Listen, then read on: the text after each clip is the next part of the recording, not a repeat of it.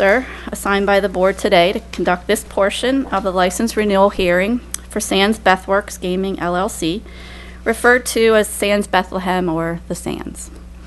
Before we begin, if we could all please turn off or to vibrate our cell phones and other electronic devices. And I would like to remind everyone that this proceeding is being recorded today by a court stenographer, as well as being recorded on video and being streamed live right now on our board's website. As the presiding officer, I call this hearing to order. The date is Thursday, April 5th. The time is 10 o'clock, and the location is the Bethlehem Town Hall at 10 East Church Street, Bethlehem, PA 18018. The Pennsylvania Racehorse Development and Gaming Act, as amended, requires at Section 1326 that an operator's license shall be renewed by the board every 5 years. This public license renewal hearing is convened by the board pursuant to the mandate found in Section 1205B1 of the Gaming Act that requires, as part of the renewal process, that a public hearing be held in the municipality where the licensed facility is located. This public hearing was advertised on the board's website, announced by the board at public board meetings, and advertised in local newspapers. We have 3 board members present with us today. To my right is Commissioner Dante Santoni, and to my left is Commissioner Kathy Mandarino and Commissioner Merritt Reitzel. The hearing will begin with a presentation of Sands, with the opportunity of the board and Office of Enforcement Counsel to ask questions of Sands and any witnesses. After the Sands has conducted its presentation, the Office of Enforcement Counsel will make a presentation, and board and representatives from Sands will have opportunity to ask questions of Enforcement Counsel witnesses. After the close of testimony and evidence from both parties, those individuals who have registered to speak at today's hearing during the public comment period will be heard as their name is called. Representatives from community groups have 5 minutes and individuals have 3. Following the close of public comment, the Sands and OEC will have an opportunity to provide a short closing statement. This is an official administrative hearing, so please treat this as if you are attending a court proceeding. All witnesses, please speak loudly and clearly into your microphones provided so our court reporter and others can hear what you have to say. So let's begin by having all witnesses from Sands and the Office of Enforcement Counsel who will testify during the hearing today, if you can please stand and raise your right hand to be sworn by our court reporter. All witnesses swear to tell the truth, the whole truth, and nothing but the truth in the matter set before you. You swear by God or so affirm? I do. The witness has been duly sworn in. Thank you. When you speak for the first time, if you could please state your name and spell that for the court reporter. And Sands, if you're ready, please begin. Okay, thank you very much. My name is Brian Carr, C-A-R-R. I am the President and Chief Operating Officer of Sands Bethlehem. It is an honor to be here today. I want to thank PGCB, the commissioners, and the staff for coming out today and for participating in this procedure. We can just start. I'll give a little bit of a history, and then I'll take you through the property, and we can kind of talk about the overall impact that the property has made on the area. So we all know that the Sands sits on the original property from Bethlehem Steel, 124 acres that were developed for this property. At the time of us taking it over in 2007, it was the largest private brownfield site in the United States. Over the course of the last almost 9 years, we've invested about $1 billion in the property, which is significantly larger than the original license obligation of $600 million. We average between $25 and $40 million annually in maintenance capital.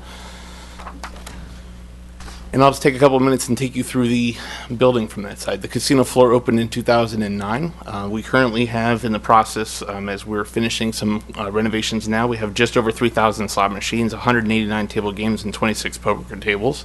We've got a high-limit slot area.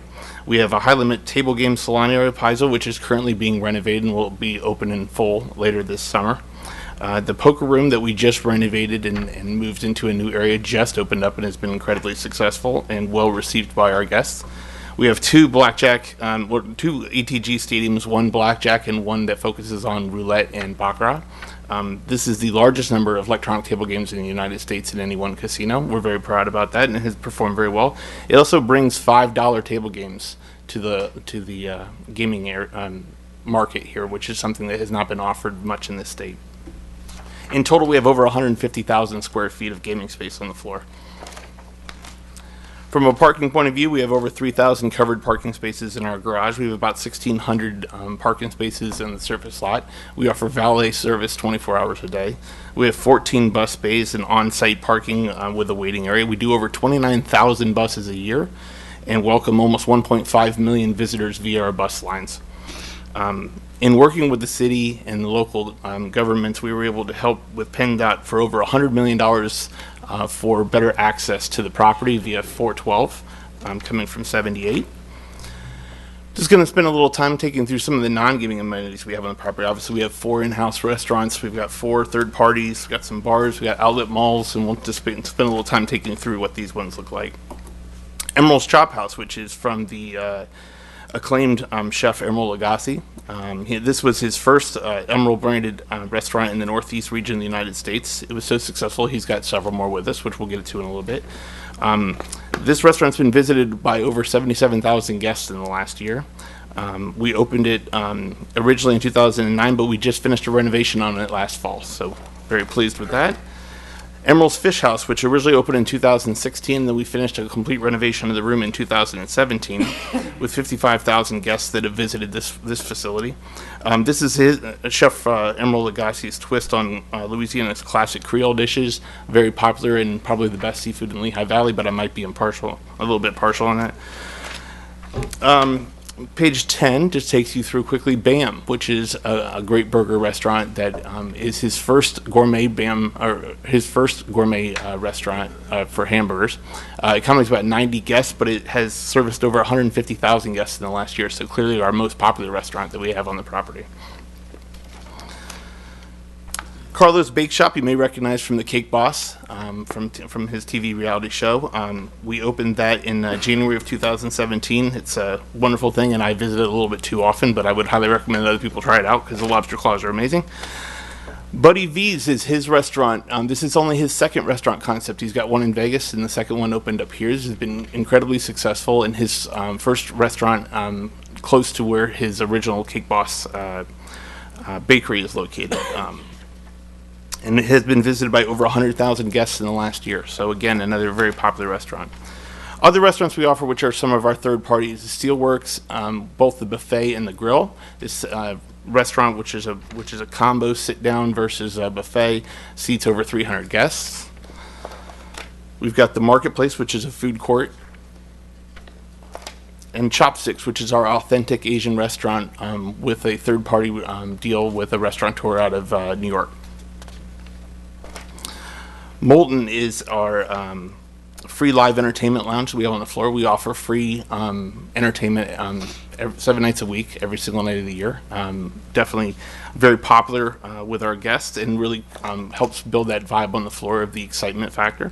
Coil is our main bar on the floor and really acts as a meeting point for most of our guests when they come to visit us. We offer a full gift shop. And of course, the Outlets at Sands, which is 30 stores, a 200,000 square foot outlet center, with the most successful in the building being Coach and Under Armour. It's been a wonderful added benefit to our guests. Steel Magnolia, which is almost a 4,500 square foot spa, offers 10 treatment rooms and full services. Our banquet meeting space, which is something we're very proud of, over 12,000 square feet of modern meeting space with over 3,000 of pre-function space, has a professional event planner and catering service. Last year we hosted 198 events and over 25,000 guests for various events that we had in that area. The Sands Event Center, which is a 50,000 square foot venue offering A-list entertainment. They typically do about 80 shows a year. We've had everything from Rod Stewart to Cirque du Soleil, and we've got Britney Spears and Steven Tyler coming up soon, so this is really a great way for us to bring first-rate A-list talent to the Lehigh Valley area. Our hotel, which opened up in May of 2011, was renovated in 2016. It's 282 rooms. There's 4 chairman suites, which really compete with anything that you would see of a high-end suite product in Atlantic City, and has really given us an upper edge in our performance and our tables over the years, which we'll get to later on in the presentation. We have 6 presidential suites and 16 executive suites, and we have achieved the AAA 4 Diamond rating for going on 4 years now.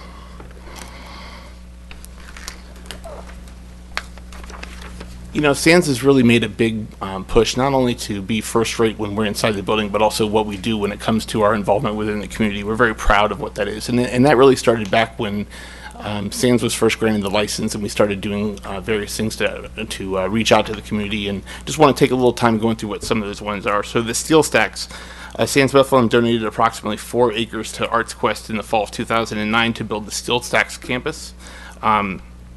There's really 2 parts of it. One, the Performing Arts Center, and then, of course, the Music Pavilion, which hosts over 50 free concerts a year. So I'm very pleased with the partnership we have there. For PBS 39 at Steel Stacks, we donated over 1 acre of land to PBS 39 in 2010, and that 29,000 square foot public broadcasting center anchors the Lehigh Valley's 21st century town square. We also donated 2.5 acres in June of 2011 containing the Industrial Stockhouse, which is one of the original buildings from 1863 for Bethlehem Steel. And that was used to create the Lehigh Valley Convention and Visitors Bureau. We also entered into an easement agreement with the Development Authority of Bethlehem in September of 2013 to help pave the way for the Hoover Mason Trestle. If you haven't had a chance to go on that, I highly recommend it. So it's a tremendous story of exactly how the steel process works, start to finish, and it's a great walking tour, though probably not so much on today. Steelworkers Archive. We have always historically given some space to the Steelworkers Association so that they could display their artifacts, have a meeting place for themselves. It used to be in a back of house area, not easily accessible. We moved it to the mall so it had a little more public access and built them a much nicer space from that side. So you can see here an example of what that is. Very pleased with our partnership with that group. And then also cross-marketing of the Lehigh Valley to promote tourism. So working with Discover Lehigh Valley, working with Arts Quest and Historic Bethlehem Association to make sure that we're good partners in helping out. Music Fest obviously being one of the biggest things that we participate in. For community involvement and outreach, Sands Bethlehem supports lots of local nonprofits, both through fundraising events, food drives, charitable donations from our team members and from the company. We do adopted families at Christmas time. We have volunteer services and participate in numerous 5K walks and city cleanup events. In 2017, we donated over $600,000 to these types of events, and since we've opened, we've donated more than $3 million to these types of events. Sands Bethlehem is particularly involved with Donegan Elementary. It's something that's near and dear to my heart. We do a lot of great work with them, and it's great to see the benefit. And that's also an area where we have a lot of employees that live on south side of Bethlehem whose children go to Donegan, which makes it especially close to our hearts. We also participate in numerous boards. I won't bore you by going through all of them, but there's not many boards in this area that we don't have at least one of our team members as a member of. And we're very involved with Northampton Community College. There's a real opportunity for us to continue to pair and build for the futures of the young people in this area by helping pair a great job with an opportunity to get advanced education. We're also huge supporters of the Food and Wine Festival and get Emerald Lagasse to come almost every single year the last few years here to help support this tremendous event and help raise money as it's one of the major fundraisers for NCC. From an employment point of view, and this is something that really goes a long way with me and something I'm very proud of being a member of this industry, is we employ almost 2,500 team members as of the end of 2017. The average total annual compensation for a Sands employee in 2017 was almost $45,000. Lifetime employee compensation we've paid since we've opened is coming up on $700 million. We have tremendous career development opportunities. One of the things that's great about this industry is it's very common for people to come in as a frontline team member and get an opportunity to take a step up to a lead role, to a dual rate, to a supervisor, to a shift manager, and we could literally go walk that floor right now and I could find you 15 stories at this time of day without even trying, just because it's so common that you see people really build careers. We had 135 internal promotions in 2017. 92% of our employees are PA residents. 92% of my employees are full-time employees. So they're eligible for benefits. They're getting good they're good paid, good jobs, good benefits. Our third-party tenants also employ about 700 other people. So when you add it all up, we've got nearly 3,200 jobs on that site as a result of this casino. From a demographics point of view, Sands is committed to diversity and making sure that we're a leader in this field. Sands Bethlehem exceeds statewide averages in both percent of female and minority in the workforce, both for the entire workforce and also for leadership roles such as management, professional, and salary. We also have a lot of employment resources. So in addition to excellent training for our team members on site, we also provide off-site training and outside training opportunities. Responsible gaming courses, of course, CPR for dealers and security, Northampton Community College for training and ongoing. A lot of that is culinary. English as a second language classes, and employment tours for the Bethlehem Area School District. We're very excited about this, and we've made some inroads of it, but we've got some real positive. The future looks very strong from that side, and the fact of what we're looking for is students that are graduating who are maybe not going to college, or they're going to go to college locally. The opportunity to get them into this industry and get them some exposure and some really great work experience is something that I'm very excited about, and I think it's huge potential, especially when you can see that we've got high-paying jobs that are very comparable, if not well above, what the averages in this area are. Dealer school is another thing that we brought in-house. In February 2017, we opened up our own dealer school, which is free to attend. Since we've opened it up, we've had 178 people graduate from there, and 152 of them have stayed with us. So we've got over an 85% retention rate, which if you're not from the industry, that might not sound amazing. In dealers, that's insanely high. A 50% retention would be off the charts, so 85 we're extremely pleased with. And the other thing is these are local people. These are people who live here, who live within a few miles of the property and are setting up their families here, so it's good for the area too. We also want to really thank, in the process of getting this set up, we really want to thank CareerLink, the Hispanic Center of Southside Bethlehem, and our job fair partners, because without them we could not find these candidates to make sure that we continue to build our workforce. From a regulatory compliance point of view, we are committed to being a first-rate organization. We are often recognized by the PGCB as a leader in the Commonwealth for the regulatory compliance standards. One of the things that I think you always struggle with, especially in a town like this where there's a lot of local colleges and people who are under the age of 21, that you have to make sure that you're diligent when it comes to IDing and make sure that the people that are over 21 are actually getting in, and anyone that's under is not. Over the last year, we spent $200,000 reinforcing our processes, where we installed fencing, Veridox system checks. We put up a lot of signage here. We did additional training when it comes to our security and our beverage teams, which are actually our two major places where we can catch individuals that are underage if they make it to the floor. In 2017, we had over 9 million patrons, which it means we averaged 25,000 people a day, and that's a lot of people for the security team to keep an eye on. We had over almost 900,000 challenges at the entrance. That's where we asked somebody for ID because they appear to be under the age of 30. Since the installation of the new system, our fake IDs caught and turned away has increased by 58%, and the number of underage instances where people have made it to the floor has plummeted from 29 the year before we started the process to 6 since then. Another thing that we've focused on is the mitigation of compulsive gambling. SANS provides level 1 and level 2 problem gambling treatment training for the community through the PA Council on Compulsive Gambling. We've conducted this training every year since 2006. Over 3,500 people have received training and certification through this process. From a financial point of view, SANS really has made a real push since 2014 to continue to grow the table game side. It's really where we've seen our biggest growth, but we have also grown slots.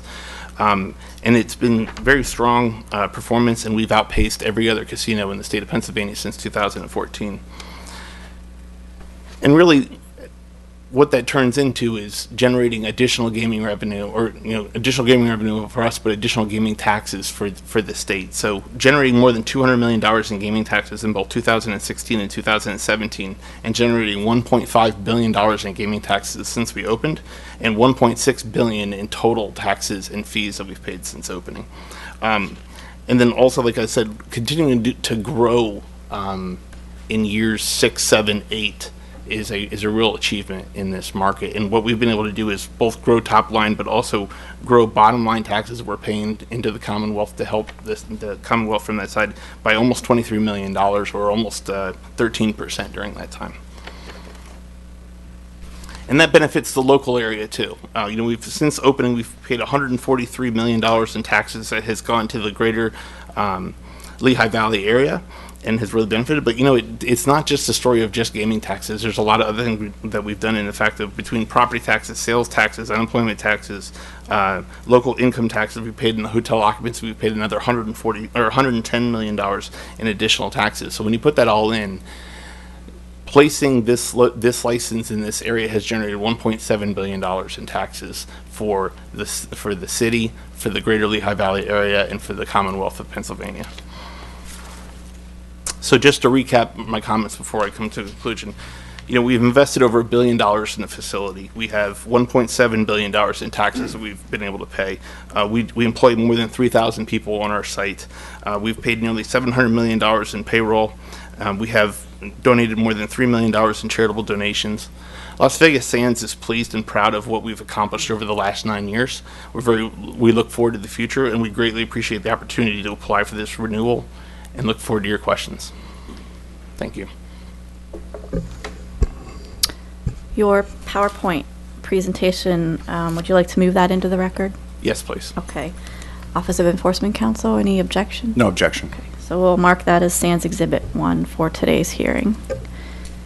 And I'll turn to Enforcement Counsel. Do you have any questions for Yes, Mr. please. Carr? Yes, please. Good morning, Director Lloyd, members of the board.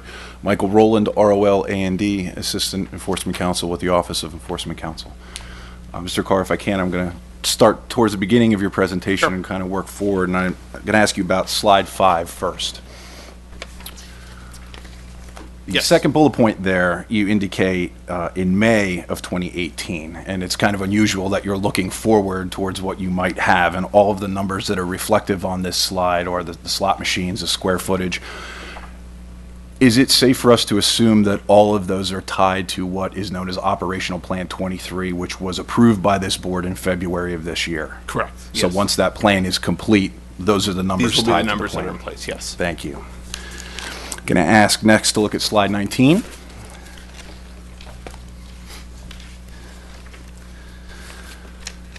I know you've mentioned that the outlets have been tremendously successful for you, and I believe you said today that there are actually 30 storefronts that are in the outlets. Have they all been rented at this point in time? They are not, but it's fairly common for a retail outlet like that to have certain spaces that are open. We actually have 2 that are downstairs that are a little tough to rent sometimes, and we actually use them for promotional events, like we just did the big candy giveaway in February. Okay. How about slide 33, please? Yes. And here we're looking at employment. You mentioned you have 2,473 employees, and that's at the close of 2017. Now in 2018, we're almost at the end of the first quarter, or we're at the end of the first quarter. Has there been a significant change in that employee count at all? It has creeped a little closer to 2,500, but it's like 2,491, I believe, when I looked at it the last time. And are 92% of the positions still what you would consider full-time, even with that little bit of a creep? Yes. And you mentioned that the full-time positions are eligible for benefit packages. Yes. Does that mean all full-time employees get benefit packages with health care? Correct. And at this point, do you see any significant changes going into the future as far as the number of employees Sands is going to be required to have to operate? Well, we have a lift that's associated with the latest OP. Off the top of my head, I'm not remembering the exact number that we've got from that, but we can certainly provide that. I want to say conservatively it was like 50 net bodies is what it was going to be from that one. But there are no additional changes for significant increases at this time. Thank you. Slide 37. And I believe you mentioned today that the Veridox is still the scanning technology that Sands is utilizing, correct? Yes, it is. Is that software or hardware updated, improved upon, and if so, how frequently does it happen? So you check for a verification every week, and then there's a larger update that happens every month, which is just where you constantly go out and just update the database with the outside company that it bounces against to verify the identification, to double check for validity in that process. Okay, and this new system, one of the things that I think plagued the industry years ago was an inability to process or scan passports. Correct. Do you now have that ability, and is it part of Veridox, or is there something else that's in place? It is part of Veridox, and it does process. On slide 37, you mentioned approximately 9 million patrons. How do you arrive at that number? Out front with the little clicker? No. Nice. Okay. Actually, we've got the technology that does the counting. You've got the bus counts as they come in. You're able to arrive at the number roughly there, and then it's also via the entry points where you're able to get accurate counts and also unique transactions on the floor.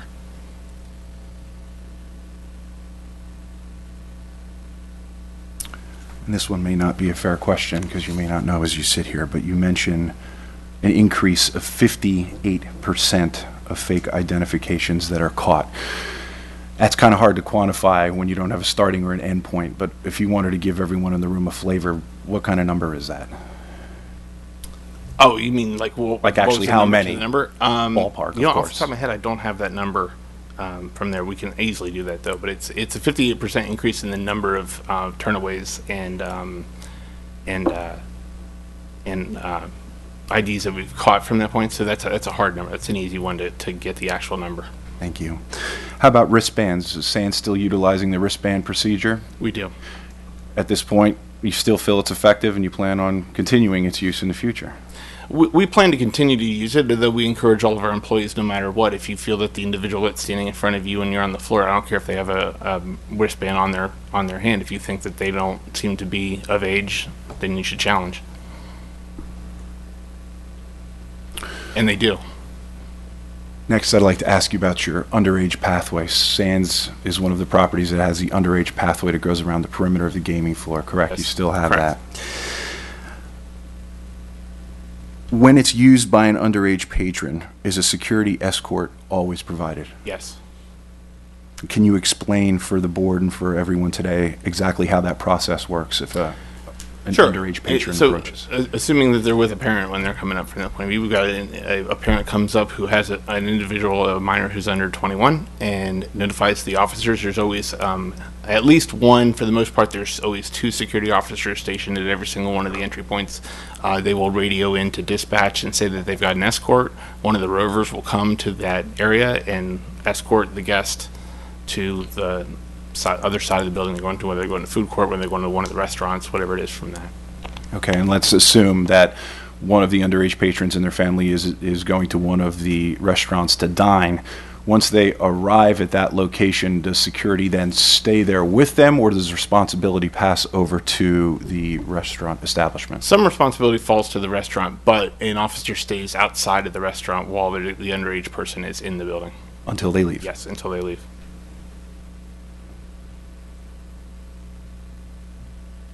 I'd next like to ask you a little bit about the liquor management on the property and the liquor licenses that are involved. How many licenses are associated with the property right now? Off the top of my head, is it 3? Okay. Have there been any liquor control violations for the liquor license awarded to SANS Bethlehem Gaming LLC during this period? No. Have there been any violations that you're aware of for the other 2 licenses that are on the property? No. I clarify that for the record. You can. For the record, Introduce yourself.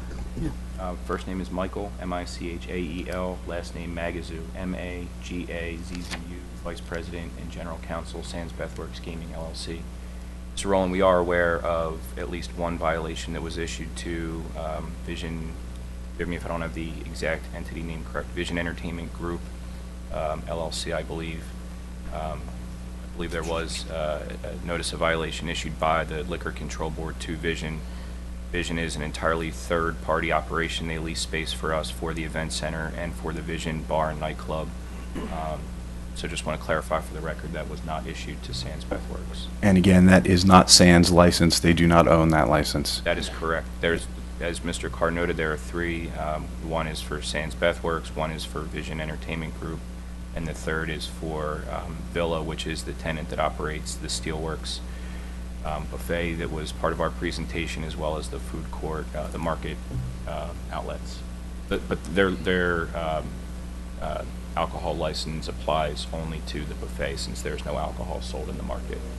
So they're the three licenses. Okay, and regarding that one citation, do you know, is it completely resolved at this point? To my knowledge, it is. Okay. Does Sands participate with the Commonwealth's Responsible Alcohol Management Program, what they call RAMP traditionally? Yes. Do you know what percentage of your alcohol service employees are RAMP certified? Again, a ballpark. It's I don't know the percentage, the types of roles that typically are required to undergo the training and certification, but I could not sit here today and tell you a percentage of the employees. Is it part of every alcohol server's training, or is it select ones that are put through the training? I believe every person who would serve alcohol has to undergo the training. Okay.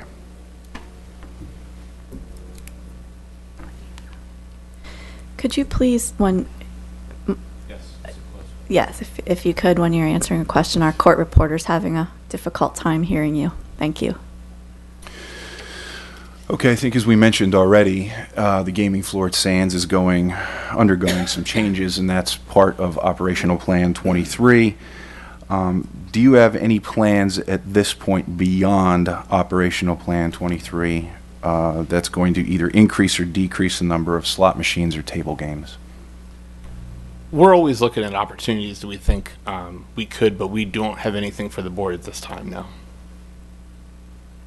And how about the amenities for this facility? Do you have any plans at this point to either remove or add any amenities in the near future? I have no plans to remove anything, but they're, again, similar to this and to my previous answer, we're always looking at new opportunities, but we don't have anything for the board at this time. I believe that's all the questions I have. Thank you. Thank you. Can I clarify one point for the record? Yes.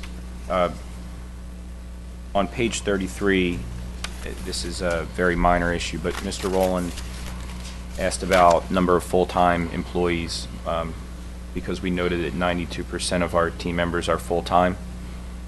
And then the question, I believe verbatim, was whether all of those 92% of team members get benefits. I think to clarify the record, we could safely say that not all 92% of those team members actually get benefits. They're offered those benefits.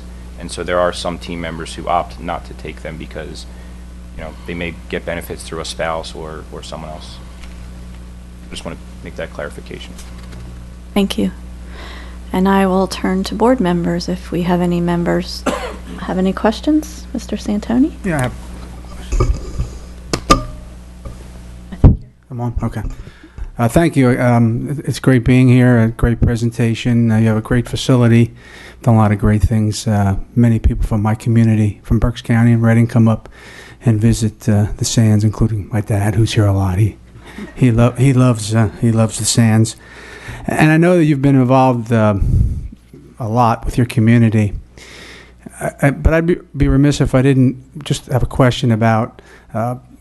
Not that long ago, the Supreme Court ruled against the local share. It was unconstitutional. I know that with the new legislation, the issue is pretty moot. But and I know legally you didn't have to do it, but other operators came into agreement with some of their local groups, and I know the Sands, along with I guess it was Mount Airy, did not do that. And I was just wondering the thought process behind that and why you decided not to do that.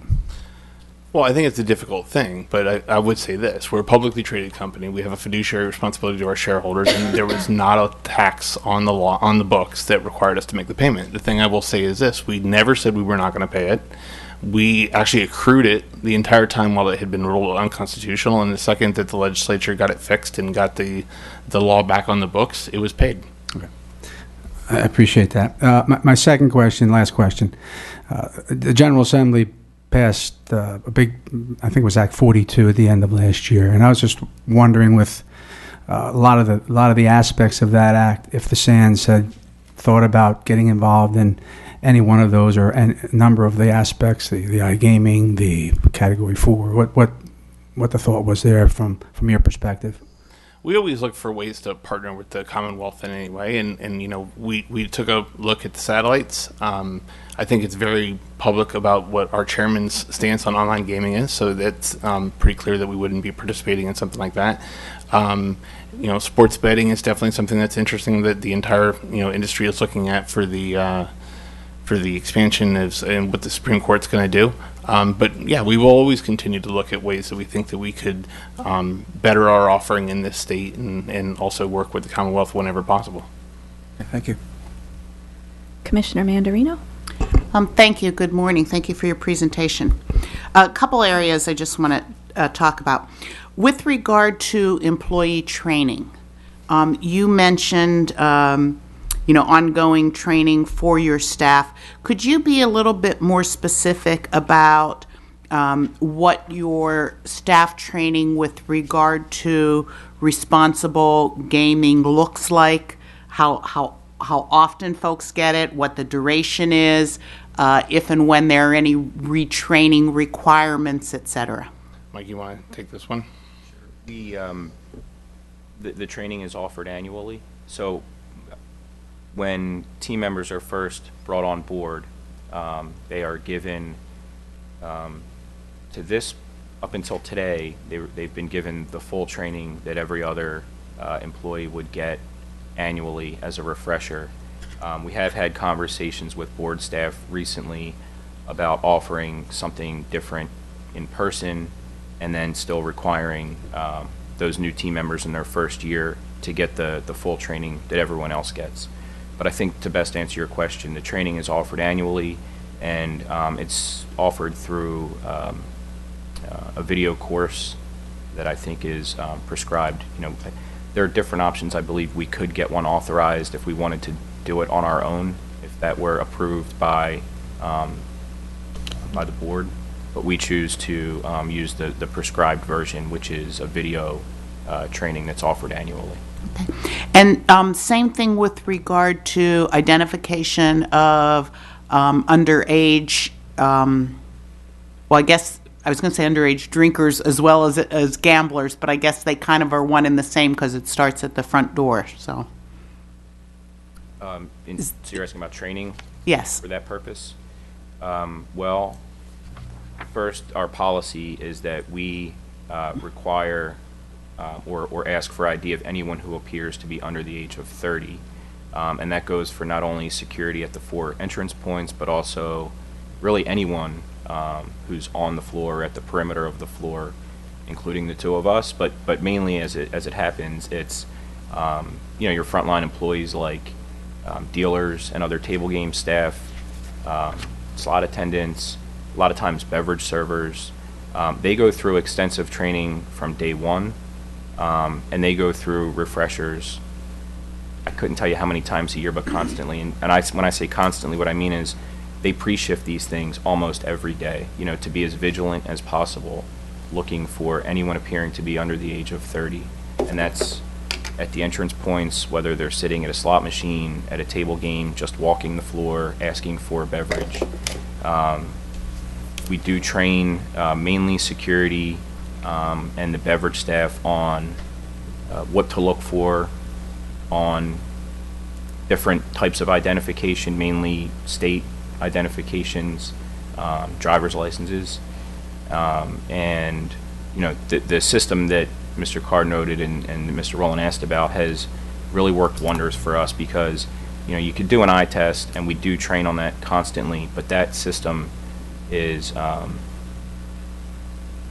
I would submit almost as fail-proof as anything I've ever seen in that type of industry, in that with that technology, and it really has worked wonders for us. So I think that's really bolstered our security team and their confidence in terms of not only recognizing fake IDs but asking people for IDs, and so that is something. And you saw the statistics. That's something that really has worked fantastically for us.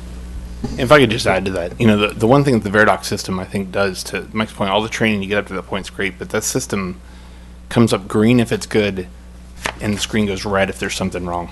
And wrong can also be, this is a good ID, but I just saw this ID 2 minutes ago.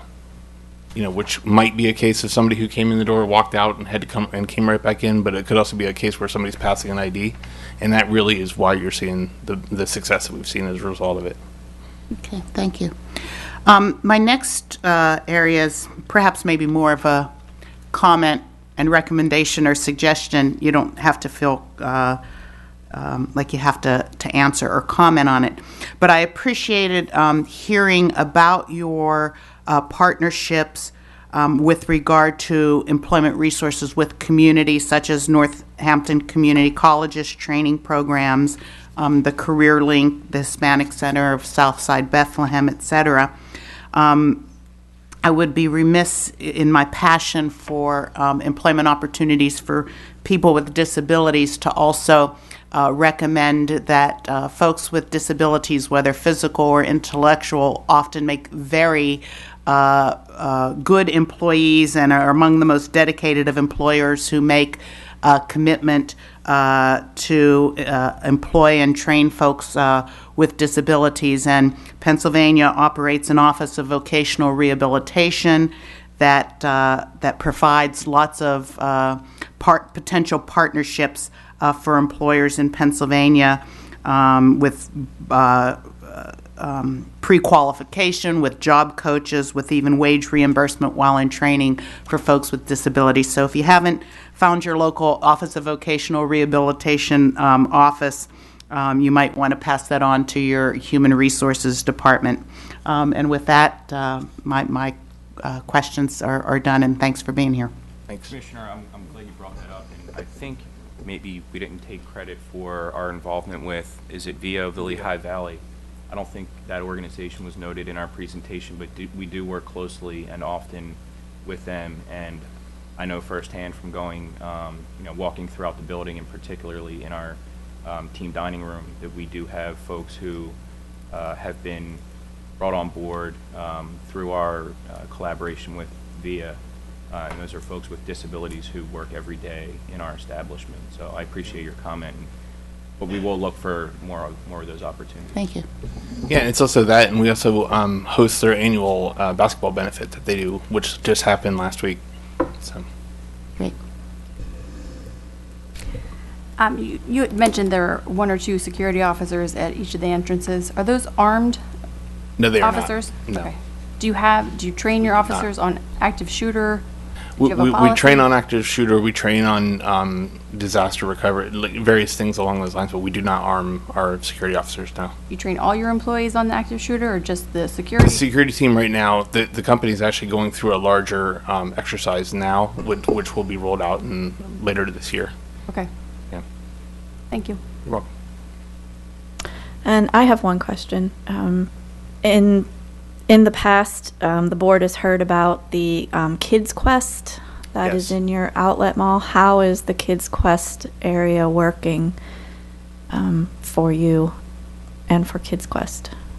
I think it seems, I don't hear any complaints coming out of Kids Quest. I know that Mike has used it for his kids, so I'll let him speak to it from that side. What is Kids Quest is it's an outlet in the mall on the first floor, and it's there are 2 parts to it. One is called Kids Quest, one's called Cyber Quest. It's essentially a glorified arcade, and there's some gymnasium type equipment, and you often see parents in there with their kids. But there's also an area where, if you wanted to, you could drop your kids in the Kids Quest area, which is sort of in the back, and it really is a remarkable.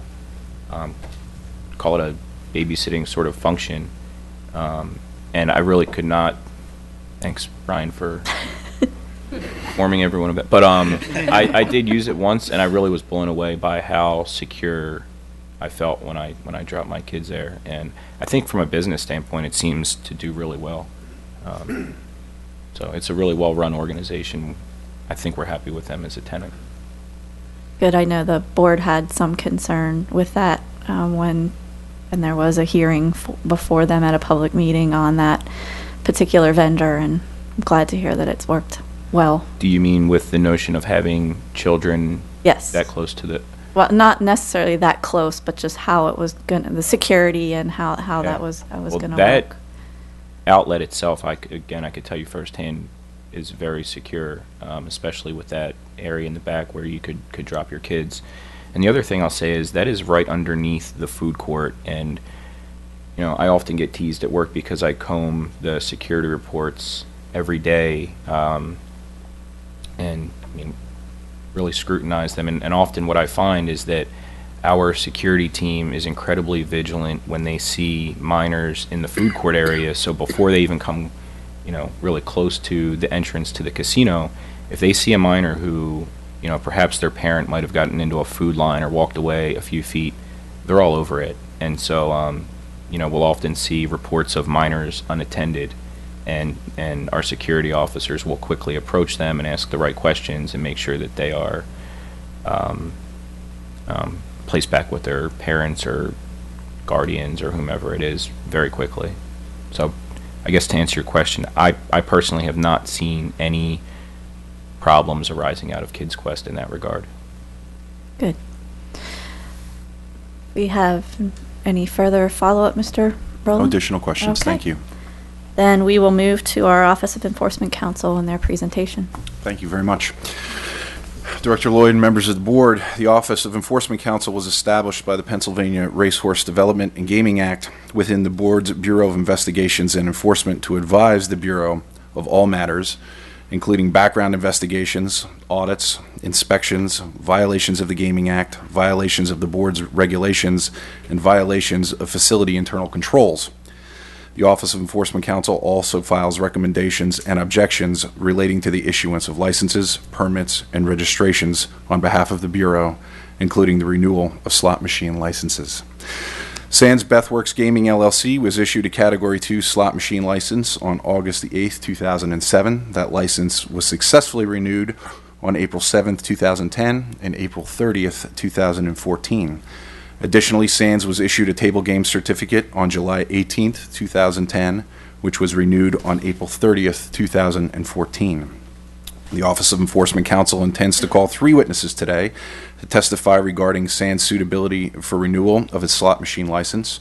Those witnesses include representatives from the Pennsylvania State Police, the Bureau of Investigations and Enforcement, and the Bureau of Casino Compliance. And with your permission, first the Office of Enforcement Counsel calls Sergeant Stephen Yanchis, who is the commander of the Bureau of Gaming Enforcement at Sands Bethlehem for the Pennsylvania State Police.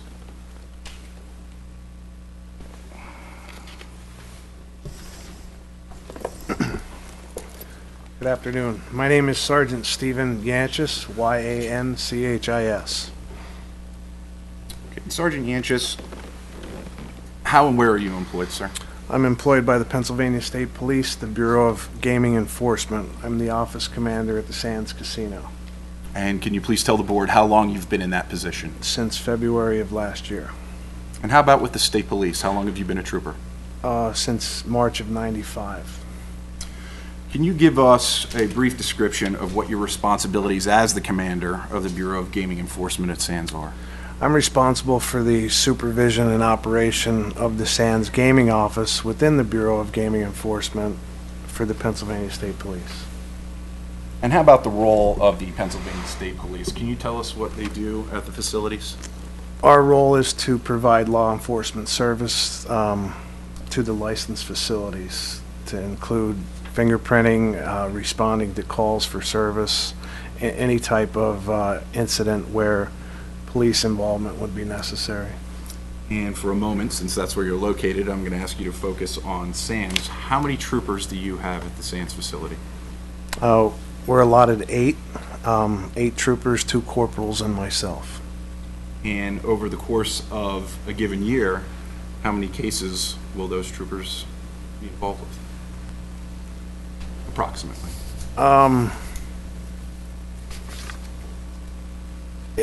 When you say cases, do you mean respond to calls, actual That's exactly crimes? what I mean. How many times, not with just what are termed to be actual crimes at the end, but how many calls do you receive in a given year where you put time in, investigation, some forth of effort? Over 1,000 easily.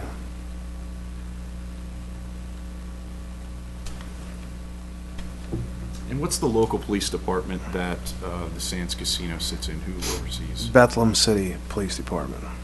Can you describe a little bit for the board the relationship between the state police and the Bethlehem City Police Department in regards to Sands? We enjoy a close working relationship, exchanging advice, discussing problems as they arise. So it's not unusual that the two of you would work together? Correct. As you know, the board also has Bureau of Casino Compliance. Can you explain the relationship that you have with those representatives at the facility? It's very similar. I have reached out to members of the board for different questions when I was new in the position. Again, it's a close working relationship. We could pick up the phone and talk to one another very easily. And last, regarding relationships, how about the members of Sands and their staff? How have they been with the state police presence? Again, very similar, very close working relationship, exchanging information and advice. Very cooperative, I would describe it.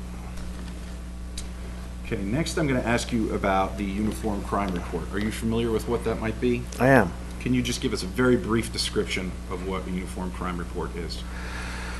It's the classification and scoring of criminal offenses as they occur in a jurisdiction. Okay, and did you prepare one of those reports for the Sands property for use in today's hearing? I have. Tell us a little bit about how the information in that report is collected. Each time a criminal offense is reported to us, we generate a report. A supervisor reviews the report and then classifies each offense according to the UCR standards.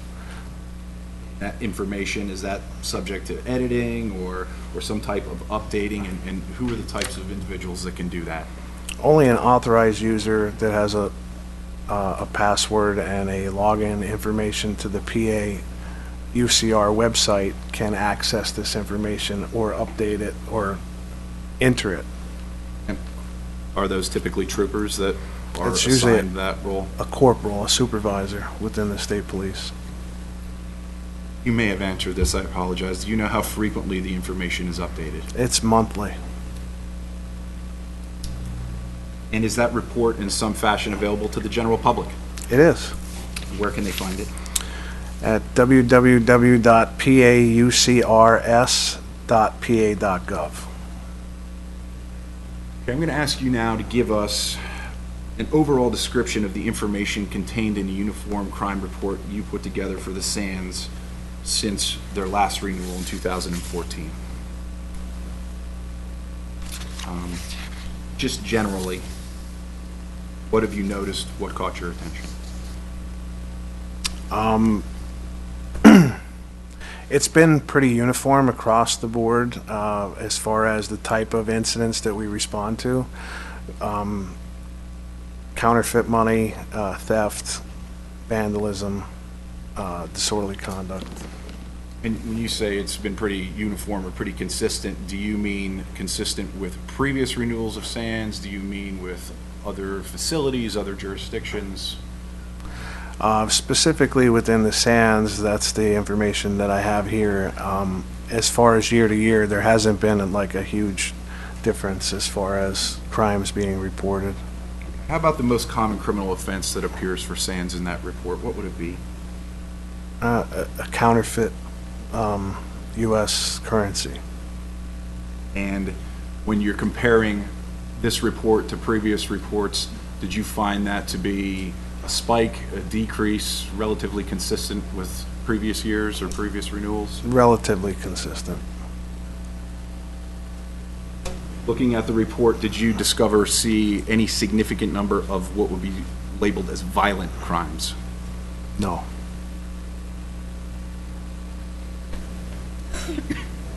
And looking at the report, did you see keeping in mind we're dealing with facilities and underage patrons who attempt to get in, did you see what would be labeled as a significant spike or an unreasonably high number in crimes involving individuals who are under the age of 21. No, and I would have to agree with Mr. Carr and Mr. Magazoo that the implementation of Veridox greatly reduced that number. And when you say the implementation, do you mean since March of 2017, I believe, when they upgraded it? Correct.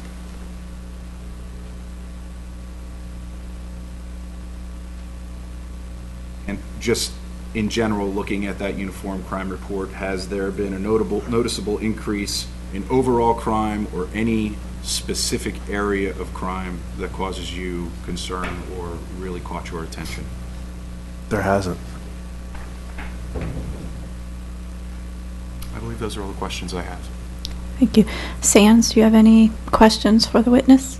None at this time, no. No. Any questions from our board members? I just have one. Thank you. I just have one question on the process. If when a crime occurs, let's say somebody leaves their kid in the car, they're not supposed to. I mean, I want to get back to your relationship with the local police force. Do you handle all the investigations? Do they come in and provide support? Do they do? Could you explain maybe quickly the process there that you how that's handled?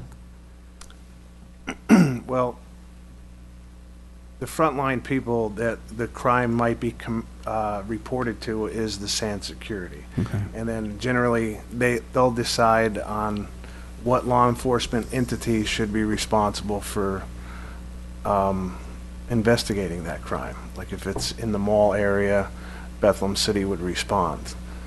But again, there's monthly crime meetings and conversations that happen all the time to see if any patterns in criminal behavior exist between the state and the local department. Okay. Thank you. Commissioner Mandarino? Thank you for your testimony.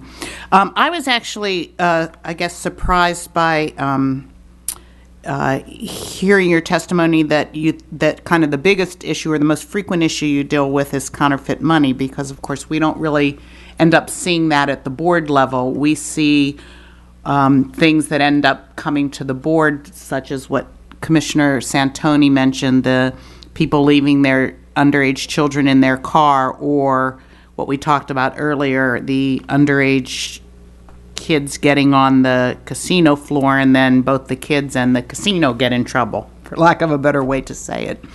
But what I'm interested in, if you feel that you could comment or give some input, is whether kind of where you sit in terms of state police on site, the purpose of which in the original act was to make sure that both the patrons were safe and the community was safe, and that these were law-abiding, or lawful activity was going on in the casino. If there is anything that you see in what we do from a regulatory point of view that either gets in your way of doing what it is you think you need to do as a law enforcement entity, or that could be improved that would make it easier for you to keep the location and the community safe. Specifically dealing with counterfeits?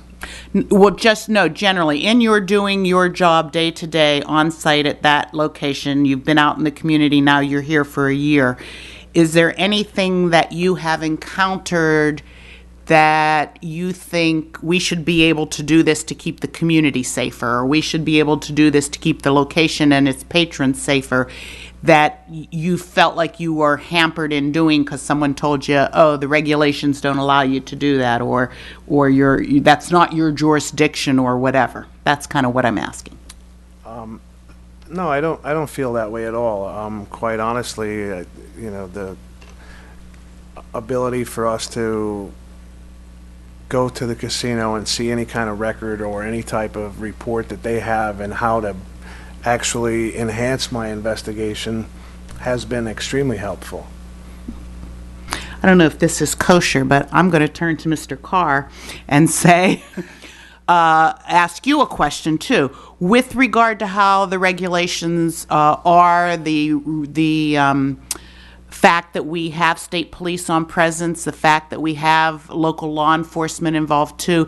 Is there anything that, the way you see it from a casino operation point of view, that is how we have structured this in Pennsylvania and what we have in place with regard to presence or lack thereof, regulation or lack thereof, that you think is could be improved with regard to both community safety and safety and law enforcement for your patrons? Well, I think it's always an evolving thing. It's one of those, it's difficult because times change and the challenges that face you change. But I would say where we are right now, I think the relationship that we've got with PSP, that we've got with the Bethlehem PD, and the three of us kind of working together to ensure the safety, I feel very strong about where we are right now. Okay, thank you. Thank you. Commissioner Reitzel? No questions, thank you. Yes. Thank you. As our next witness, the Office of Enforcement Counsel calls Gerald Stoll. He is the Director for the Bureau of Casino Compliance. Good morning.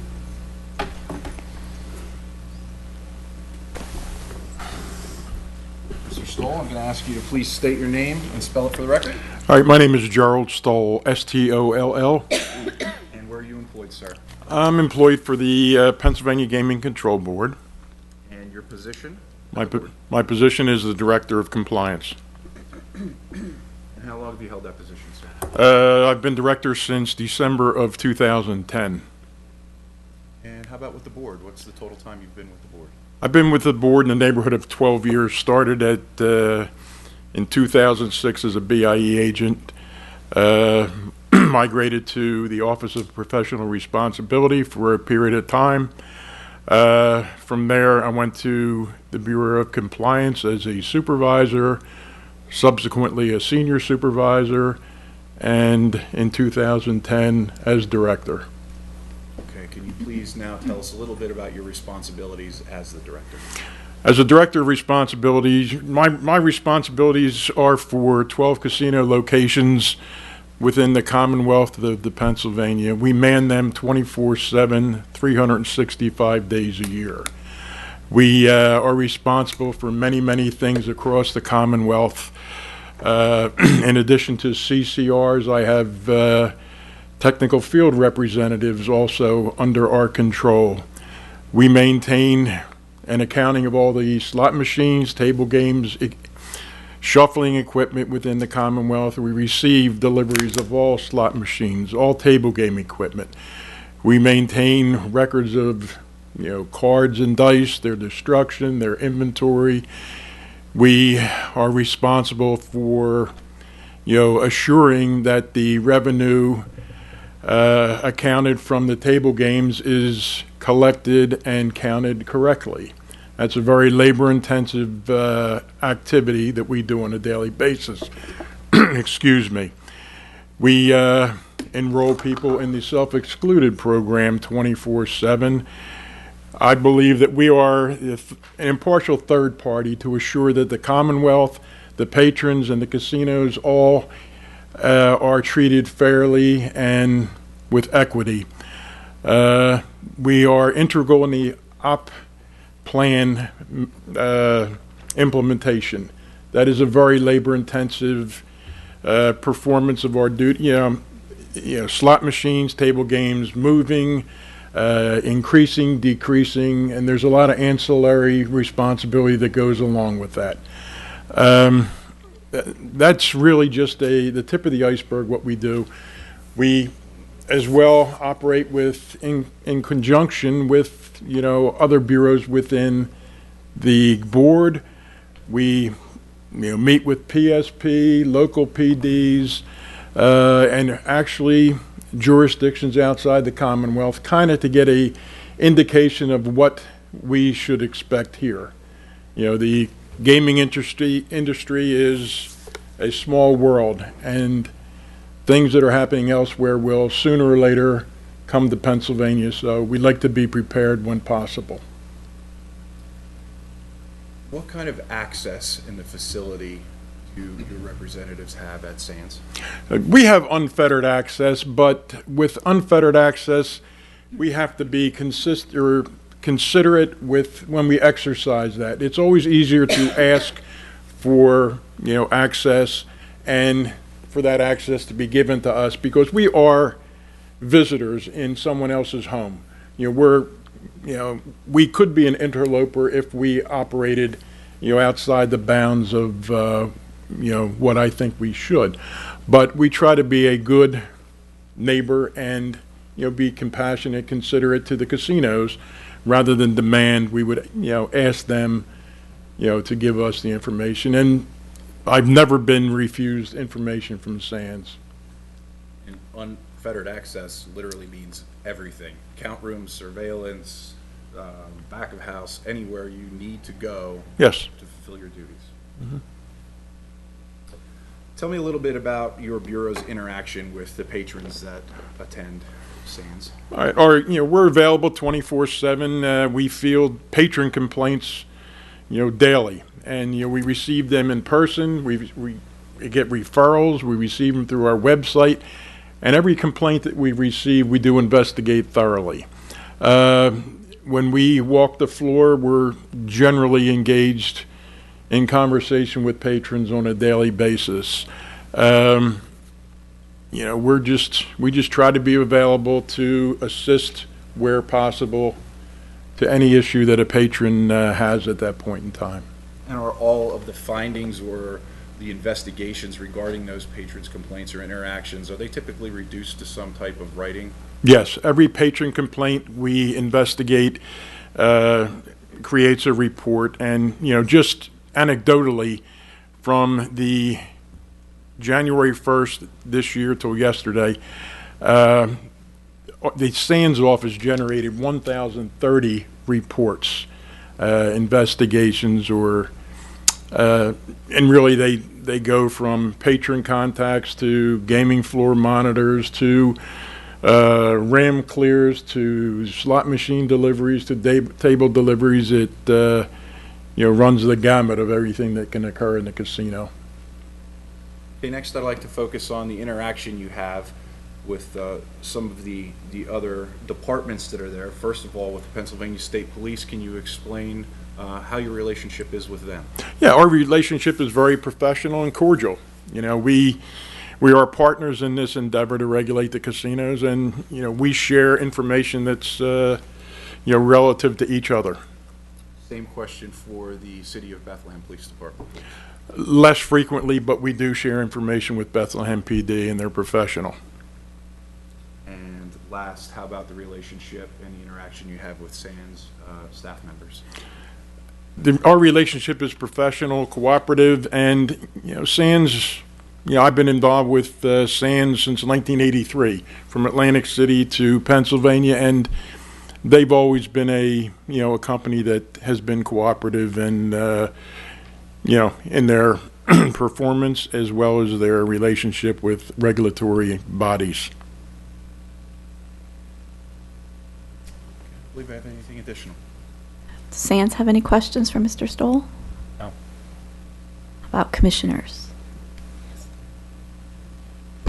Thank you for your testimony. So how does a patron at Sands find you? All right. I want to, how do I even know that you're there if I think I have a gambling problem and I want to exclude myself?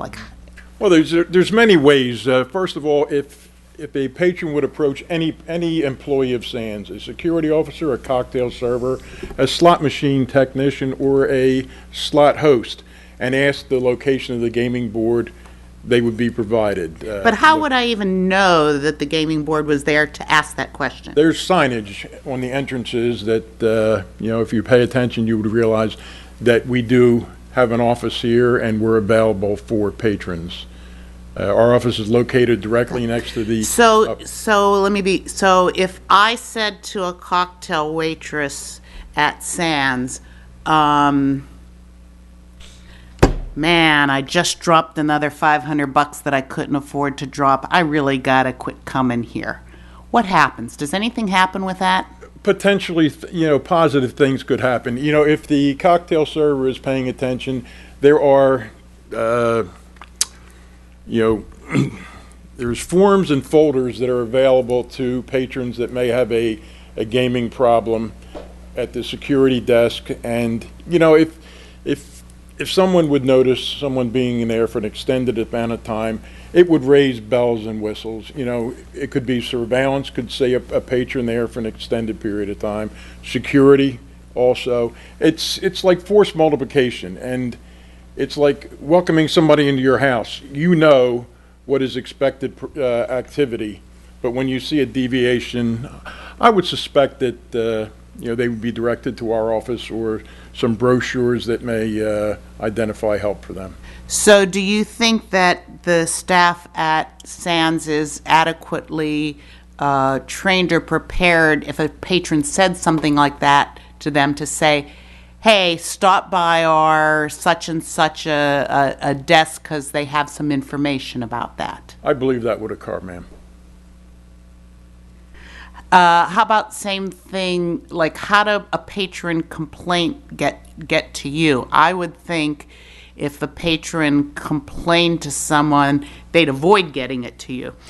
No, but contrary. Most of the times, we're the convenient acceptor of complaints. If the property cannot satisfy a patron, they will generally say, well, listen, the gaming board is on site and they're an impartial third party. They may be able to help you. And we will investigate the complaint, and 100% of the time, if the casino is in the wrong, we have a conversation with the casino. If the patron is confused with, the parameters of the game, the slot machine, we'll explain it to them as well and document all the conversations. We make the patron happy at times and not so happy at others. But, we kind of solve and identify what the issue is. So based on your answer to those questions, am I correct in kind of assuming that you don't think there's any kind of barrier because customers and consumers don't know that you're there, or even if they don't know that you're there, if something arises that I would call either a complaint or a request for help, you don't think there's any barriers at SAM that prevent them from getting to you and getting the information that they need? No, I think that complaints to us are encouraged. Okay, thank you. You're welcome. And Mr. Carr, do you have anything you'd like to add to Mr. Stoll's response? No, thank you. Okay. I have nothing Thank you. additional. This witness may be excused. Sure. Thank you, sir. And as our final witness, the Office of Enforcement Counsel calls William Soulon. He's the case agent with the Bureau of Investigations and Enforcement who's assigned to the Sands property. Good morning.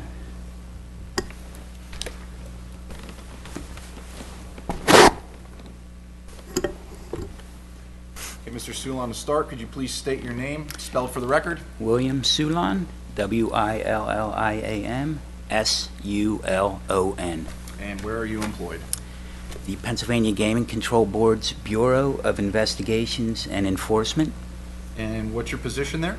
I'm a case agent handling Sands Casino. And how long have you held the position of case agent? 7 years.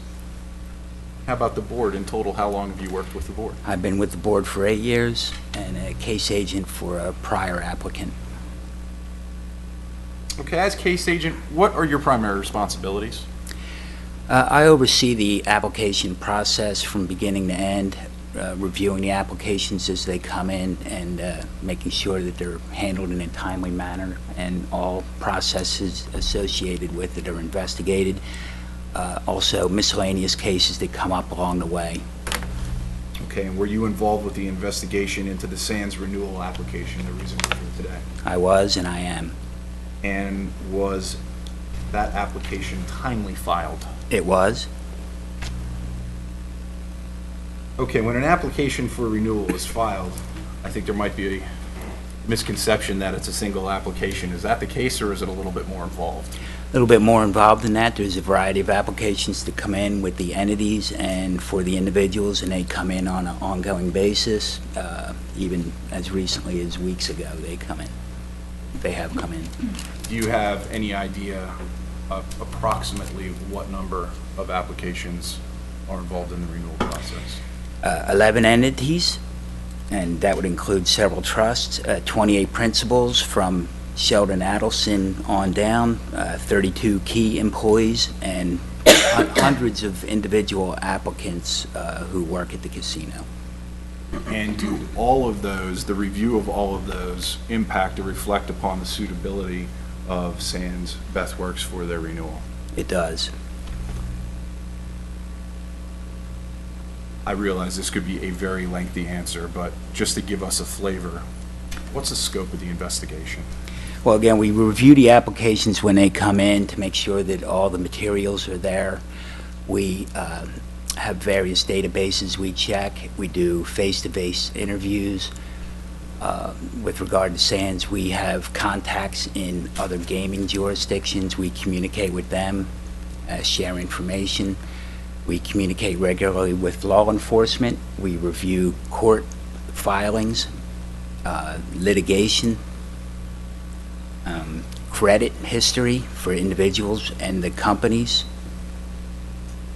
Did you say during the course of your investigation that Sands and all the representatives involved have been cooperative with you? I would say they've been extremely cooperative. In many cases, some of the information we come up with during the investigation may not be positive, it may be negative. It's issues that they have to address, and without fail, they've addressed it consistently and efficiently and promptly. And today is your portion of the investigation. Would you consider that complete? The bulk of it is complete. Again, there's some back and forth between our Office of Enforcement Counsel, which writes its own report, and my reports to make sure everything is clarified and up to date, but it is complete. You mentioned reports. Can you tell us just briefly a little bit about those reports? How are they formed? What do they contain? They contain the information that we uncovered during the investigations. They can range from a dozen pages long to the ultimate report on Sands Bethwork Gaming, which is over 50 pages long. It includes the litigation, the interview results. One of those is completed for every application or sub-application that comes in. That's correct.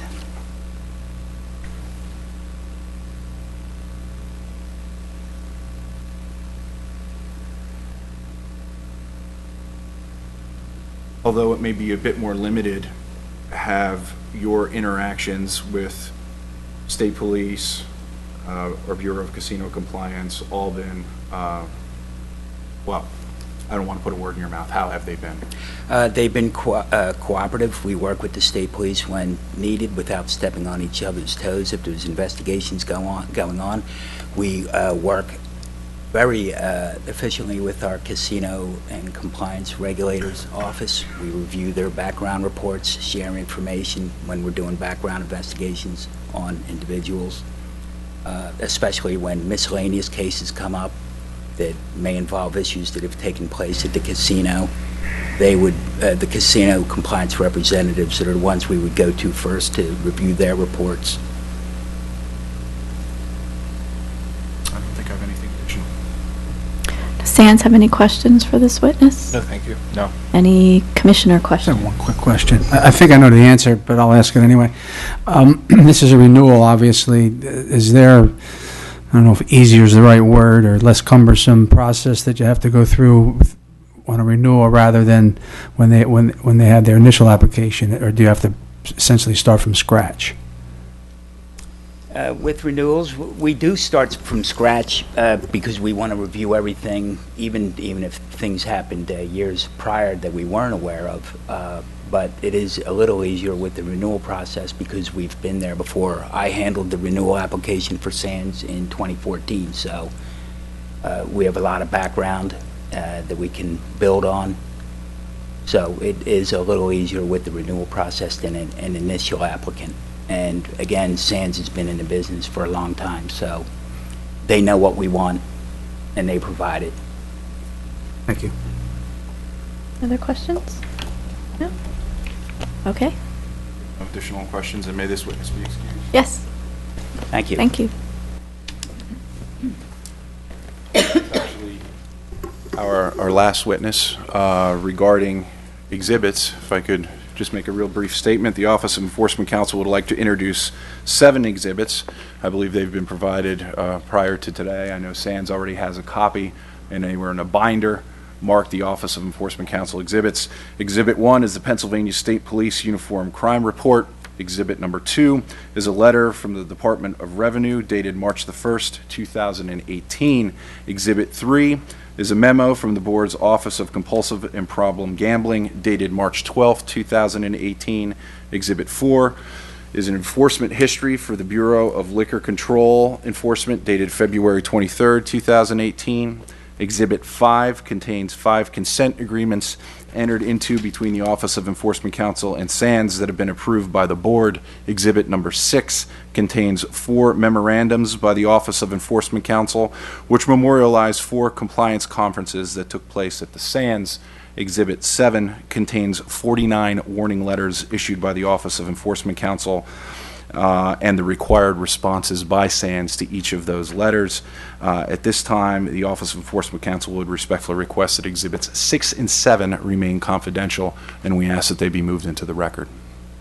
Does Sands have any objection or comment? No objection or comment. Okay, they will be so moved. Thank you. And that's the end of our presentation. Okay.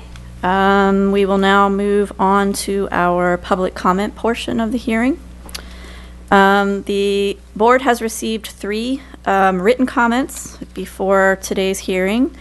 One is from Mayor Robert Donchez. He had hoped to be here, but is not able to come to speak in person, so he has submitted written comments.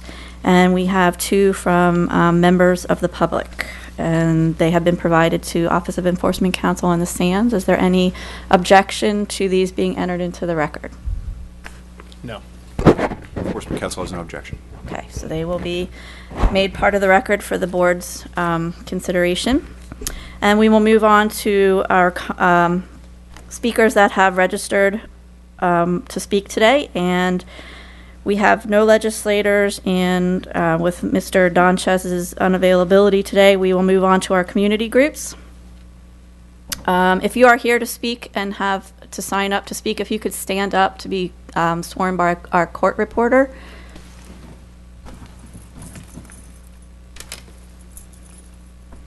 Please raise your right hand. You all swear to tell the truth, the whole truth, and nothing but the truth in the matter set before you. Swear by God is so affirmed. The witness has been duly sworn in. Thank you. We will begin with our community groups. And I have first Lynn Cunningham from the Bethlehem Chamber of Commerce. And you can, to our podium right here in the middle. Thank you. Good morning. As the Senior Vice President of Bethlehem for the Greater Lehigh Valley Chamber of Commerce, I run the Bethlehem Chamber, and that means I am in constant search of volunteers and constant search for funds. What I do is I oversee events for the City of Bethlehem and also marketing efforts for the City of Bethlehem. I have seen up front the energy that the Sands Bethlehem team puts into being good neighbors and partners. My role at the Chamber aside, I was born and raised here, so I'm deeply invested into seeing that not only do our businesses thrive, but that the community thrives as well. I sit on many nonprofit boards and committees throughout the city, and the Sands Bethlehem is there in one form or another. Their $900+ million investment that was put into the former Bethlehem Steel site, okay, so that was very welcome. And the fact that they've given the community great event space and new shopping and dining options, that's great. But what their significant impact is that their 90% of their almost 2,500 employees are local and that's very important to us. And there are also many local businesses that thrive because those businesses provide the Sands Bethlehem with their goods and services. The Sands also provides a great entertaining night every Thursday night for my 89-year-old mom. Sands Bethlehem is a frequent sponsor of our Chamber's larger events, and this helps us continue our work with the Lehigh Valley businesses. But they also are eager to volunteer their time and their sweat and their energy for community efforts such as neighborhood spring cleanups. They've even been outside with us hanging chimes and ornaments to help us raise funds for Christmas decorations. They've sponsored the Christmas City Trolley. They've provided pastries and cookies for free for our tree lighting ceremony. They are a true partner for our community. There's a culture of giving at the Sands Bethlehem and their team, and they're a part of the fabric of this community. And we are better off having elected to bring the Sands here years ago, and I highly recommend that they be relicensed. Thank you. Thank you. Our next speaker, Catherine Hilgert from Arts Quest. Good morning, and thank you for allowing me this opportunity. I go by Cassie, so if anyone asks any questions, last name is Hilgert, Hilgert, President and CEO of Arts Quest, which is a Bethlehem-based nonprofit. We do year-round programming. We offer about 4,000 camps, classes, and concerts a year. About 40% of that is free. I want to just give you just a short history lesson with our involvement with the Sands, because I think it's important to understand.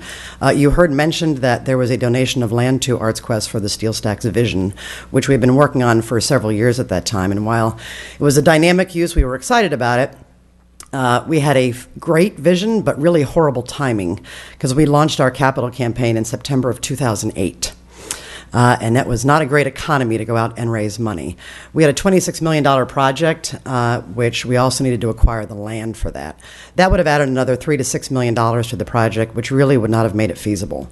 The Sands donating that land and making that a reality, it is no short order for us to say that without that donation, and certainly the partnership with the city, with the TIF funds after that I don't think we would be open today. There's a good chance we would still be raising funds. So the Sands has been there from the beginning, understanding that vision, first coming in as a major sponsor to Music Fest, which is today the nation's largest non-gated festival in the country.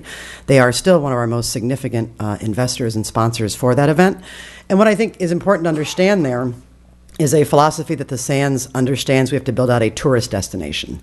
They run an event center, which is also a concert venue, just like we do. So we are friendly competitors on one day, and we are best friends and sponsors the next day. And I think they have understood completely from day one that they need to build a tourist destination down here, and together we can do those things, and each partner brings something different to the table, and they have fully embraced that.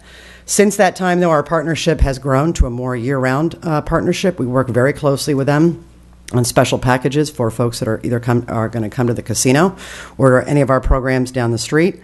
They offer security tours, so their security team is constantly driving around our campus, which adds a greater sense of safety for those that are coming to visit us. Unfortunately, it has been an extended process this year of snow removal, but they have provided significant support there, which is critical to us as a nonprofit. And much of our programming over the last 6 and 7 years has grown, much like the visitors to the Sands, so the demand on the parking lots can be an interesting proposition, but they have always been willing to lease us those properties and turn over some of their parking lots for some of our major events. For example, we've got what's called Cars and Coffee coming up on April 22nd, very popular free program, and we have 10,000 people registered online for that morning, and the Sands works with us to coordinate traffic flow and parking for that. You mentioned before the talk about emergency management and training. We regularly meet with all city officials, fire, police, and the Sands is at all those meetings as we train for safety and security issues at either Music Fest or all of the large venues, so they are a willing participant there. And then the blast furnaces, the lighting of that, the Sands technically lights those blast furnaces, but they work with us oftentimes when we have a Girl Scouts fundraiser who's going to have a fundraising dinner at the Arts Quest Center, and they light up the blast furnaces green. Just one small demonstration of connecting to your community. And then most recently, we've been working with them to create a wayfinding map and a website that aggregates all the activities and attractions of Bethlehem way beyond the Sands doors. So there is a new ChristmasCity.org website, which they were a primary funder for, and then also some printed maps that we will be distributing in the Convention and Visitors Bureau in the Stockhouse, as you saw earlier. I will close by saying that in my previous job, I've been with ArtsQuest since 2008. Prior to that, I was the manager of government relations and philanthropy for Air Products. So I was very used to being on the other side of the table and understanding how tricky community relationships can be and how important that is. And I can tell you from being on both sides of the table, I think they are exemplary when it comes to open communication, support, and building trust, which is really how you get things done and continue to build out a site. So we are enthusiastic supporters of a license renewal. Thank you. Thank you. Sonia Vasquez from Donegan Elementary School. Good morning. Thank you for having me. My name is Sonia Vasquez, principal of Donegan Elementary School. It's a community school. The school is located less than 1 mile from the Sands Casino. In a community that has been affected by poverty, our children's future was questionable. I requested to be transferred to Donegan 7 years ago with the sole intention of leading Donegan to a level of achievement that I knew it could reach. As a Southsider, born and raised, I knew this would not be an easy task.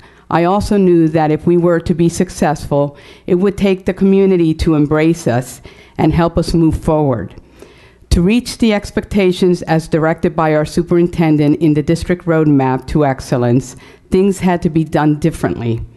To be able to achieve the level of stretch learning, to be able to have children experience student engagement, to have our children achieve the levels of core learning as well as develop the personal skills in each child to move them to a level of competence that would create well-rounded and competitive citizens, we needed a great deal of support. The Sands has adopted Donegan and has provided continuous support regardless of the demands.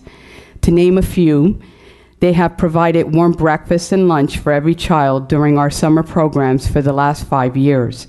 Although it sounds trivial, how often do children that you know come to school hungry? The team members have run school supply drives for the last 5 years, providing our children with the necessary tools. This is something many take for granted. The teams have assisted our teachers in providing our children with the Thanksgiving meal. How many children do you know have to receive this in their schools? They have consistently provided food for our family events, which are now drawing in over 400 family members. 7 years ago, I was lucky to get 30. They have provided countless volunteer hours to help run our math nights, as well as reading to our classes during Dr. Seuss Day, filling in the educational gaps that many take for granted. Many of your teams have jumped at the opportunity to help serve, whether in the kitchen, work alongside our families, assist in providing countless programs to our children, providing gifts during the holidays, and even help provide jobs to our parents, allowing stability to begin. Our children now experience true equity when they are able to participate in school trips, countless programs on-site as well as off-site, and participate in many of the activities that you and I sometimes take for granted with our own children.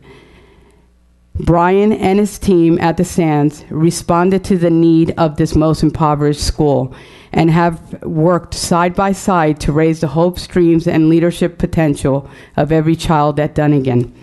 Cultural differences are non-existent, but the love and care that is being provided regularly is making a difference in a community plagued with the ugliness of poverty. Change is happening. Are we where we want to be? Not yet. But we are moving in the right direction. Our community will rise above this one child at a time. Your support has allowed us to live the true meaning of it takes a village to raise a child. Thank you. Yes.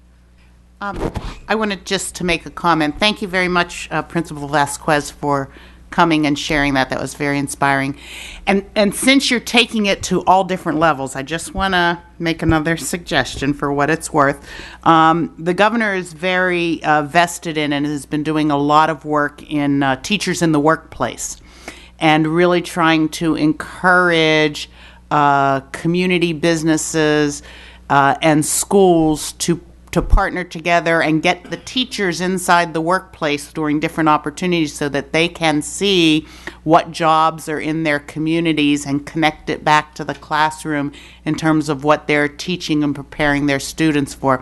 So just another suggestion with all this great partnership you have going on with SANS, whether or not you want to think about whether there's some sort of a summer program for your teachers to get a sense of all the kinds of skills and job opportunities that happen at the SANS that might have classroom connections as you move forward in your great partnership. So just thought I'd throw that out. Thank you. Mary Collin from the Hispanic Center of Lehigh Valley. Good morning. I'm Mary Colon from the Hispanic Center Lehigh Valley, the interim executive director. Back in 2016, the Hispanic Center Lehigh Valley submitted a proposal to the state, the Neighborhood Assistance Program, the NAP grant. It was here where really the relationship with the Sands Casino really flourished when they committed to $100,000 to that proposal, which was a tax credit for the Sands. It cultivated a relationship for this nonprofit that led us to have more English classes, computer classes, and also job preparation skills. At the same time, CareerLink, which Brian had mentioned earlier, was ours on site, and it was a satellite, and there is where we also partnered, and we began more conversations of what we could do for our members of our community. Since then, we've had several job fairs that the Sands Casino has been on our Hispanic Center site. From those job fairs, we've had quite a number of interviews that have occurred, and we at the present time have 20 employees at the Sands Casino from those job fairs, and about 5 in the pipeline. Those folks are waiting now for their background checks and things to be approved. From that also stems that that we have also cultivated a discussion where we have also visited each other's sites, similar to what you just said. Our folks from the Hispanic Center have been able to visit the Sands Casino and visit with the HR folks on their grounds and learn more about the casino. And it was very enlightening to see how happy people are that work there and how engaged all employees are there, which also is something that we can take back to our clients at the Hispanic Center to say, this is a great place to work. With the conversations we've had also, we've also established conversations that the SANS has provided additional funding to the center, and in those conversations that we've had, we are looking at ESL curriculums that will provide vocabulary, the jargon necessary for the folks that come to the Sands to interview to be able to get through those interviews. Keep in mind that many of our clients are second language folks, so that they are learning English, they're here, they're new to the community, and so we want to make sure that they get through the process of the interviews when they go to the Sands and meet the success that we've been meeting so far. We're neighbors. We've established a relationship where we have a food pantry, and the Sands has also been a great contributor to our food pantry. Not only have they had food drives, but they've also come, some of their employees have come to volunteer at our food pantry to see what we are doing in the community. Together, we've also been able to support many other initiatives besides the employment, but we also have been able to support each other's initiatives. If we have events, we are there for each other. Also, we look forward to also continuing that, but in the recent months with the devastation of Hurricane Maria, many of folks coming from Puerto Rico that are evacuees that are coming into our area, the Sands has also been very committed to that with food drives, with clothing drives, and additionally also helping us with funding so that we can have more ESL classes and in return have those folks work for them. So as we look forward, we want to look forward to the relationship, of course, growing. I think we have the commitment of each other that says we want our community to grow. We want our folks to be self-sustained. And I have to really reiterate, I was a former principal for the Bethlehem Area School District, so I know what the Sands Casino has done for the school district and in reference to Dunnigan Elementary School. So I would say that we certainly encourage that they stay on board with us in our community. Thank you. Thank you. Roger Herdak from the Southside Task Force. Sitting too long. My knees, ancient knees. I'm Roger Hudak, Chairman of the Mayor's Southside Task Force. Some call me the Mayor of the South Side. I might add, an unpaid Mayor of the South Side. Before I do this, I want to make sure that y'all realize there's a story that goes behind with Sonia. It goes way back to one of these hearings that we had when we were vying for the license to begin with. And Bob DeSalvio was the CEO at that time, the president at that time. And the one thing he remembered was one of the speakers. Now, Dunnigan, if you're familiar with Dunnigan, if you look on right in front of the Sands and look up, you'll see Dunnigan. From the top floor of Dunnigan's library, you can see the Sands. I mean, it's right there. One of the speakers said something about, I don't want my kids to be able to look down there and see, people. Well, Bob remembered that, and when it came time to reach out to partners, he asked me about partnerships, and I said, Sonia. So I took Sonia down there for a brief interview, and that's how it all started. But and it seems like only yesterday that many of us appeared before this board to argue why Las Vegas Sands should be awarded a gaming license for Bethlehem in the first place. It is with great pleasure to come before you again to help establish a renewal of that license for another stint. Beyond a shadow of a doubt, the Bethlehem you saw at that time, for those of you who were here, is not the same Bethlehem of 2018. The steel mill has been replaced by a phenomenal arts and historic venue just across the river from here. Those iconic blast furnaces are the emblem of Bethlehem's past and future, and there is more work to be done in that area with the old plant. Yet just east of Sands Bethlehem, on the other side, lies Lehigh Heavy Forge. Lehigh Heavy Forge is a manufacturer of generator axles, and it's the only one in the world, so they must be doing something right. The remaining acres of the now full LVIP 7, now full, and a close to full Majestic site bordering I-78, along with the newly completed 412 expansion, are bustling with energy. The number of jobs that this renaissance has encompassed is huge, with more to come. Bethlehem would have most certainly gone into bankruptcy without the time and money provided by the Sands to offset the huge losses of taxes and jobs that Bethlehem Steel had once provided. Our Southside Business District is in a tremendous renewal, and with the help of Lehigh University, it continues to grow. It is a great place to live. It is no longer the place where those people live. I am one of those people, by the way. If I look out my front window, there I can see the Sands. And it's not just South Bethlehem that has been enveloped in this renaissance. North Bethlehem's beautiful historic business district is a fantastic tourism site as well. The iconic hotel that was supposed to be closed and shuttered at the Broad and Main site, completely disseminated by the coming of gambling to Bethlehem a decade ago, is actually now planning an expansion to their hotel. Needless to say, it is doing well enough to even think about such an expansion. Bethlehem is a thriving community with great partners and jobs. None of this could have happened without the vision of the partners in this renaissance that included the Sands Project. LVS, Las Vegas Sands, has been a stellar partner, providing Bethlehem with the money and prestige that lured other investors to the city. And I have never worked with a more straightforward, no machinations, no nonsense, no bullcrap organization than Las Vegas Sands.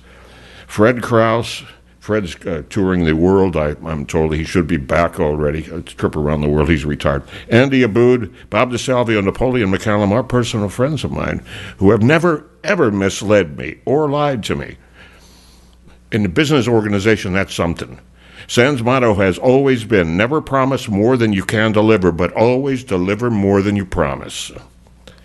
And I fully recommend that they be afforded the opportunity to continue to do that with the renewal of a gaming license and allowing us to continue with our renaissance of a city that was once condemned to death on the rust pile of American history. Thank you. Thank you. We will move to our individuals. Donna Taggart. Good morning. My name is Donna Taggart. I'm president of Taggart Associates. We are a woman-owned business certified by the Commonwealth of Pennsylvania through the Unified Certification Program and the Department of General Services. Our offices are located right here in South Bethlehem at 26 East 3rd Street. I have been fortunate to serve as the community outreach liaison for Sands Bethlehem since 2006. The Las Vegas Sands Corporation originally contracted our services prior to being awarded one of the licenses, recognizing the importance of building strong partnerships in the community.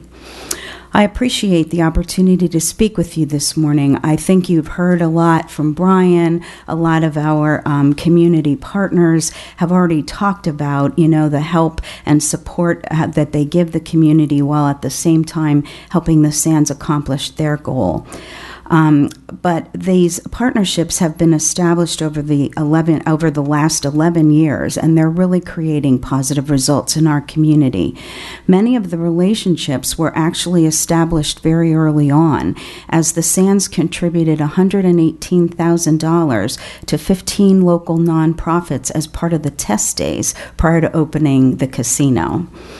The Sands continues to support various local nonprofits and we've heard about, the monetary contributions that they're giving on an annual basis, as well as all the team members on their boards participating in lots of community events, such as walks, cleanups, building community gardens, reading, serving breakfast, providing gift certificate donations for silent auctions at fundraising events. Always very, very welcome. Providing meeting space in their hotels or restaurants for nonprofit events. Sands employees organized food, book, school supply, clothing drives, provide speakers at various events. One of the largest local fundraising events, and Brian referred to this as well, the annual Food and Wine Festival that was established as a partnership between the Sands and Northampton Community College 9 years ago. That's hosted on the Sands property, and it's raised over $1.5 million towards scholarships at our local community college. In the past few years, as part of the Sands Eco 360 program, it regularly repurposes many of its items, mainly from its hotel and restaurant operations. Last year alone, we repurposed more than 11,000 partial rolls of toilet paper and nearly 9,000 linens from their hotel operations. And these donations were welcomed monthly by local organizations, including the Hispanic Center's Food Pantry, New Bethany Ministries, Victory House, 6th Street Shelter. An organization by the name of Simple Quilts takes all of our donated linens and recycles them into hand-knotted quilts and donates them to local shelters. The Sands has also invested a significant amount of time and resources in the area of responsible gaming, not only to train their team members, but also to train the community. To accomplish this, we've established a strong partnership with the Pennsylvania Council on Compulsive Gambling, which provides all the professional trainers for the seminars that are offered by the Sands. The only cost to the attendees is for continuing education credits through the Pennsylvania chapter of the National Association for Social Workers or the Lehigh Valley chapter of the National Psychological and Counseling Association. My firm coordinates this training on behalf of the Sands, and again, we began offering these series in 2006 prior to the license being awarded to the Sands. And the level 1 and 2 series has been offered on an annual basis since then. We've modified it a little bit over the last 5 years in response to attendee feedback, so that it doesn't only include the level 1 and 2. We also offer specialized trainings for the more at-risk populations of youth and older adults, and specialized training on problem gambling and ethics, online gambling. But to date, over 3,500 individuals have been involved in these courses. Most of the professionals are based in the Lehigh Valley, but we do have folks traveling from the Philadelphia area and Northeast Pennsylvania to attend these trainings. The Sands has been an extraordinary partner in the 11 years since they've joined our community. When gaming was first approved in Pennsylvania, I witnessed firsthand the concern many citizens had about the negative impact a casino might have in our community. In response, the Sands has both reactively and proactively responded, alleviating most of those initial concerns by forging strong strategic partnerships and creating over 2,500 jobs for our community. They've become a model corporation for community involvement and employment practices in the Lehigh Valley. And I thank you for your time. Thank you. Hung Tran. Okay, that is the list that I was given that signed up on our website. Is there anyone here that thought they registered to speak and I have not called your name? Seeing no hands. At this point, if either party feels the burning need to file any kind of memorandum after this hearing, you can do so by the close of business Thursday, April 12th. The record will remain open until the board hears the matter at a later public board meeting. I will prepare a report based upon this testimony and evidence received today and the suitability report that will be filed from the Bureau of Licensing with the Office of Hearings and Appeals, and that report, as well as all of the exhibits from today's hearing and the transcript, will be forwarded to the board, the full board, for its consideration. And the board, at its convenience, will schedule this matter to be heard at a future public board meeting in Harrisburg. And with that, I want to thank the City of Bethlehem for hosting us today, and specifically Diane, who is my contact here. And I want to thank you all for coming and for your cooperation. And this hearing is adjourned. Thank you.